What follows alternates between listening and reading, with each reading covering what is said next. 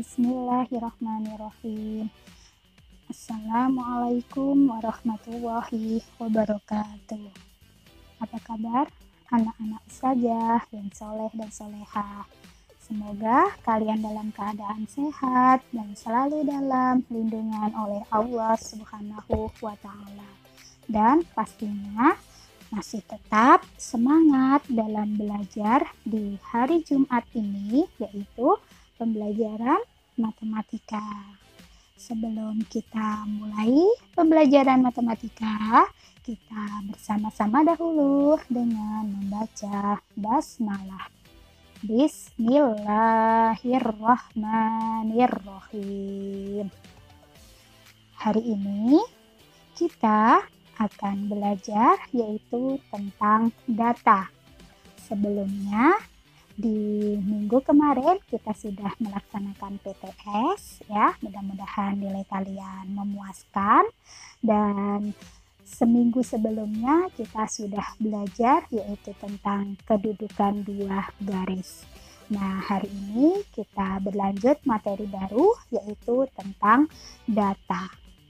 Nah, di sini kalian dapat mempersiapkan buku matematikanya dulu, dibuka di halaman 131. Sebelum kita mulai ke materi, kita akan mengetahui dulu tujuan pembelajaran hari ini. Nah, setelah mempelajari pelajaran ini, ustazah harapkan kalian mampu yang pertama menjelaskan data diri peserta didik dan lingkungannya. Yang kedua, mengumpulkan data diri peserta didik dan lingkungannya dan menyajikannya dalam bentuk diagram batang. Dan yang ketiga, dapat mengaplikasikan kandungan Al-Quran Surah Al-Kahfi ayat 49. Nah, di dalam Al-Quran, khususnya di surah Al-Kahfi ayat 49 yang artinya, dan diletakkanlah kitab, lalu kamu akan melihatnya, orang-orang bersalah ketakutan terhadap apa yang tertulis di dalamnya. Dan mereka berkata, aduhai celaka kami, kitab apakah ini yang tidak meninggalkan yang kecil dan tidak pula yang besar, melainkan ia mencatat semuanya. Dan mereka dapati apa yang telah mereka kerjakan ada tertulis. Dan Tuhanmu tidak menganiaya seorang jiwa pun. Nah, di dalam kandungan surah Al-Kahfi ayat 49 ini dapat kita ambil hikmahnya, yaitu kita harus selalu berbuat baik. Ya, apapun yang kita kerjakan itu selalu dicatat sama Allah ya. Jadi kalau kita selalu berbuat baik, insya Allah kita akan mendapatkan barokah, mendapatkan kebaikan di dunia dan di akhirat ya. Kita nanti insya Allah akan dikumpulkan di surganya Allah kalau kita selalu berbuat baik ya. Semangat ya untuk selalu berbuat baik. Nah, sekarang sudah siap ya kita belajar di pembelajaran atau di materi data. Di kelas 3 kemarin kita belum belajar tentang data. Insya Allah ini nanti kita akan belajar tentang data, dan nanti di kelas 5 dan di kelas 6 juga akan mendapatkan materi ini, tetapi akan diperluas lagi. Oke. Data adalah keterangan yang diperoleh berdasarkan fakta. Karena berdasarkan fakta berarti kebenarannya ya. Kita akan memperoleh kebenaran. Nah, nanti data tersebut kita akan sajikan ke dalam bentuk tabel, ke dalam bentuk diagram batang dan sebagainya. Nah, contoh data di sini adalah data nilai ulangan harian matematika kelas 4. Ya, maksudnya di sini setelah kalian mengerjakan ulangan matematika, bisa saja akan mendapatkan atau mengetahui nilai kalian. Nah, nilai-nilai kalian itulah yang disebut dengan data ya. Yang kedua contohnya adalah data berat badan dan tinggi badan siswa kelas 4.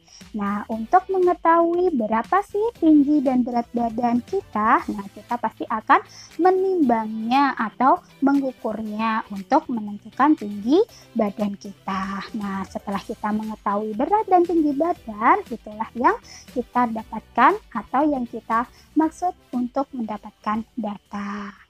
Nah, sekarang setelah kita dapat data, nah kita akan mengumpulkan data tersebut. Nah, dalam pengumpulan data ada beberapa cara. Yang pertama yaitu dengan pencatatan langsung. Contohnya, kegiatan mencatat berat badan teman sekelas dengan menimbang langsung menggunakan timbangan. Ya, mungkin kalian pernah melakukannya ketika diminta wali kelas kalian untuk menimbang berat badan untuk mengisi data di rapor ya. Nah, setelah itu kalian menimbangnya di timbangan badan. Nah, setelah itu dapat kita ketahui berat badan kita secara langsung ya, langsung. Nah, setelah dapat mengetahui kita mencatatnya.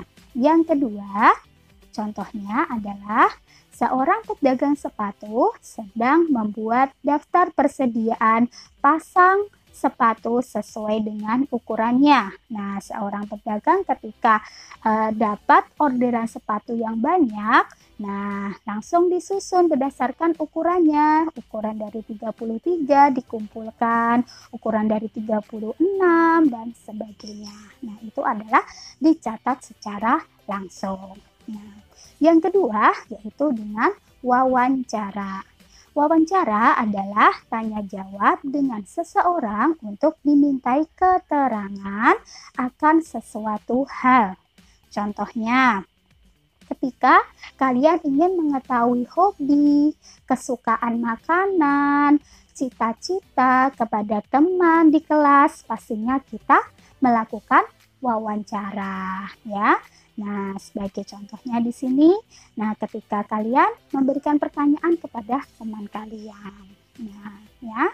Yang ketiga, pengumpulan data yaitu dengan cara kuesioner atau angket. Sebagai contohnya yaitu mengetahui olahraga kegemaran siswa kelas 5. Di sini kuesionernya atau anketnya yaitu memilih salah satu olahraga kegemaranmu, berilah tanda silang. Nah, misalkan kalian memilih, ada satu anak memilih sepak bola, ada yang memilih voli, ada yang memilih renang. Nah, itu nanti setelah mendapatkan datanya kita akan mengolahnya. Yang kedua contohnya yaitu mengetahui makanan favorit siswa kelas 4. Bisa juga dengan menggunakan kuesioner. Nah, setelah data kita peroleh, nah langkah selanjutnya yaitu menyajikan data. Nah, di sini nanti menyajikan data bisa saja akan bahas satu dulu, yaitu menyajikan data dalam bentuk tabel. Sebagai contohnya, nilai ulangan matematika kelas 4 adalah sebagai berikut. Nilai 7, 6, 7, 8, 9, dan seterusnya. Nah, setelah diperoleh datanya itu, kita dapat membuat tabelnya. Tabelnya bagaimana? Nilai 6 dari tabel itu dapat kita peroleh. Nah, kita hitung ya. Nilai 6 atau siswa yang mendapat nilai 6 adalah 3 orang. Siswa yang mendapat nilai 7 adalah 6 orang. Siswa yang mendapat nilai 8 adalah 4 orang. Dan siswa yang mendapat nilai 9 adalah 2 orang. Dari tabel itu kita memperoleh kesimpulan banyak sekali. Selain itu adalah jumlah siswa kelas 4 adalah 15. Dapat dari mana 15? banyak siswanya kita jumlahkan. Banyak siswanya 3 ditambah 6 ditambah 4 ditambah 2 adalah 15 orang. Nah, selain itu kita dapat memperoleh juga nilai terendah yang diperoleh siswa adalah 6 ya. Nah, terus nilai tertinggi yang diperoleh siswa adalah 9. Nah, cukup di sini dulu ya pembelajaran pengolahan datanya. Insya Allah minggu depan kita akan belajar lagi penyajian data dalam bentuk diagram batang. Mudah-mudahan yang Ustazah sampaikan kalian bisa pahami. Kalian bisa berlatih di buku kalian ya nanti. Oke, jangan lupa untuk selalu melaksanakan sholat wajibnya dan menjaga atau mengikuti protokol kesehatan ya agar kita selalu terhindar dari virus-virus ini. Dan jangan lupa selalu berdoa agar virus-virus ini segera hilang dan kita kembali bersekolah ya. Tetap semangat ya. Kita akhirin bersama-sama dengan membaca hamdalah. Alhamdulillahirabbil alamin. Ustazah akhirin dan Ustazah mohon maaf apabila masih banyak kekurangan dalam penyampaian materi hari ini. Wassalamualaikum warahmatullahi wabarakatuh.